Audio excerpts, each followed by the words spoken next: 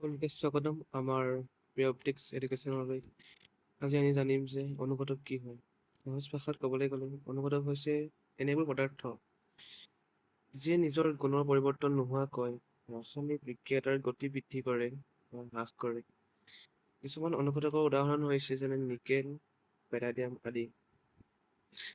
এতিয়া যিবোৰ বিক্ৰিয়াত অনুঘটকৰ উপস্থিতিত হয় বা যিবোৰ বিক্ৰিয়াত অনুঘটক থাকে সেই বিক্ৰিয়াবোৰকে অনুঘটকীয় বিক্ৰিয়া বুলি জনা যায়।